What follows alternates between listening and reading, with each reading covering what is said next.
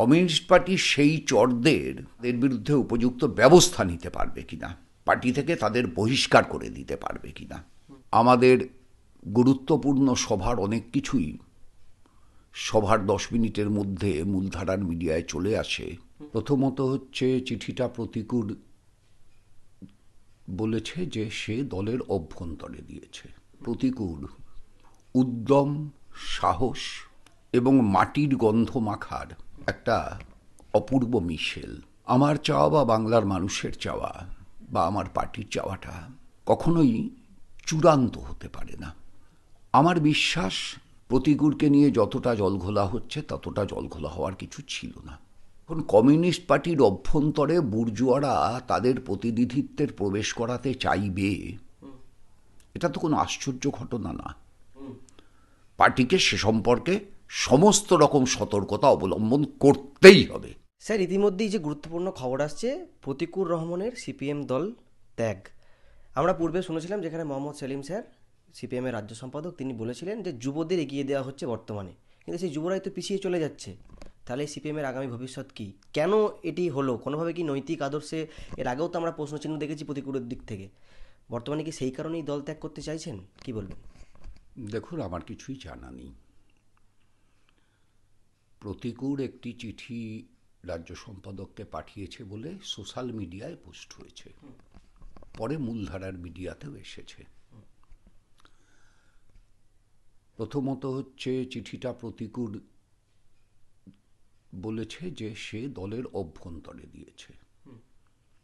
আলোচনা দলের অভ্যন্তরে হওয়া উচিত।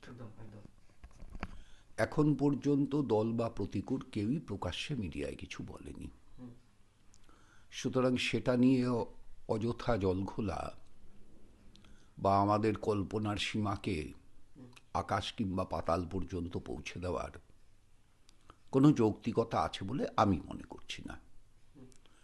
প্রতিকূল অত্যন্ত সম্ভাবনাময়, ভালো, সাহসী, উদ্যমী, এই যে তরুণ প্রজন্ম বলা হয়, এই তরুণ প্রজন্মকেও তো সব একরকম হয় না। ধরুন, আমার কাছে সৃজন, সে হচ্ছে সৌজন্য, সংস্কৃতি, তত্ত্ব, এই তিনটের একটা অদ্ভুত সংমিশ্রণ। আমার কাছে প্রতিকূল উদ্যম, সাহস এবং মাটির গন্ধ মাখার একটা অপূর্ব মিশেল। আমার কাছে শতরূপ, যে কোনো পরিস্থিতিতে মুখোমুখি দাঁড়িয়ে এড়িয়ে না গিয়ে তাকে ফেস করার এবং সবসময় যা মনে করছি তা অকপটে বলে ফেলবার সাহস রাখা একজন কমরেড। আমার কাছে মীনাক্ষী আদ্যন্ত মাটির গন্ধ মাখা, আদ্যন্ত মানুষের, শ্রমিকের শ্রম, ঘামের গন্ধ মাখা, যৌবনের, সাহসের, স্পন্দনের, গতিশীলতার একটা উজ্জ্বল উদাহরণ। আমার কাছে দীপশিতা একটা সাংস্কৃতিক রাজনৈতিক উত্তরাধিকারের অসম্ভব সম্ভাবনাময় প্রকাশ। ফলে এই যে সকলের একটা সম্মিলিত রূপ, এই সব কিছুর যোগফলে আজকের বাম রাজনীতি সমৃদ্ধ। এই সব কিছুর যোগফলে আমার বিশ্বাসে আমাদের পার্টি সমৃদ্ধ। এর অর্থ কখনোই এটা নয় এদের বা আমার বা পার্টি নেতৃত্বের কারোর কোনো সময় কোনো বিচ্যুতি আসবে না। এর অর্থ কখনোই এটা নয় যে আমি যেরকমভাবে এদেরকে ব্যাখ্যা করলাম, বিশ্লেষণ করলাম, এরা প্রত্যেকে চিরকাল সেরকমই থাকবে। বাংলার মানুষ চান সেরকম থাক, আমি চাই সেরকম থাক।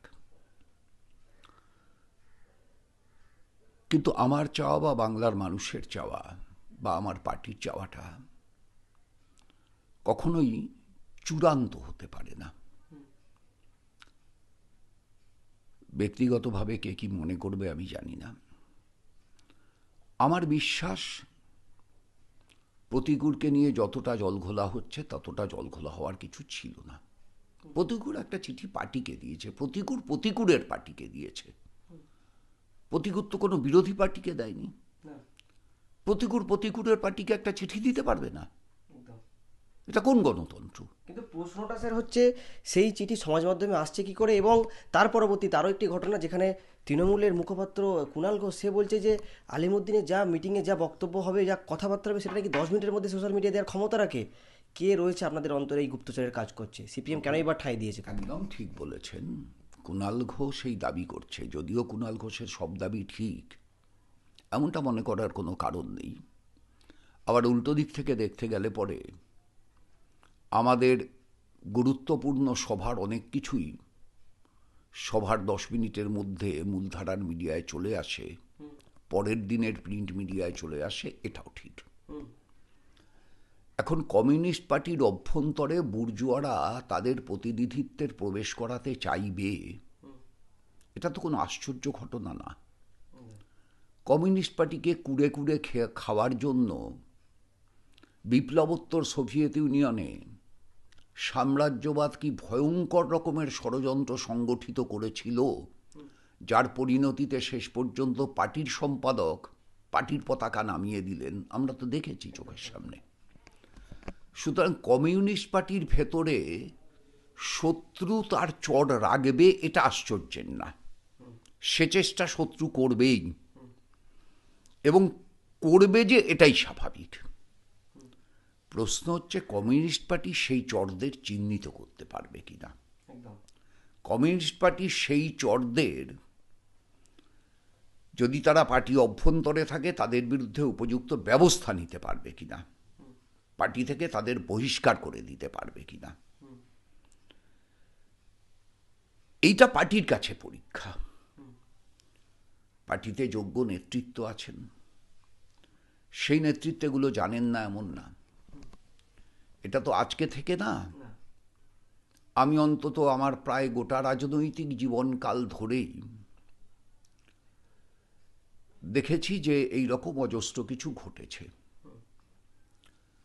আর মিডিয়ার জগতে টেলিভিশন আসার পর থেকে এটা আরো বাড়তি ঘটেছে। এর পেছনে কি কি সূত্র বিদ্যমান আমার পক্ষে বলা সম্ভব না,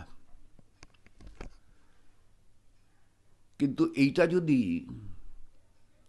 কুণাল ঘোষ দাবি করতে পারেন, আর দুর্ভাগ্যক্রমে যদি সেই দাবির 1/10 সত্য হয়, অর্থাৎ উনি 10 মিনিট বলেছেন, ওটাকে যদি 100 মিনিটে উনি পারেন, তাহলেও সেটা একটা ভয়ঙ্কর প্রবণতা, সেটা একটা বিপজ্জনক দিক। পার্টিকে সে সম্পর্কে সমস্ত রকম সতর্কতা অবলম্বন করতেই হবে।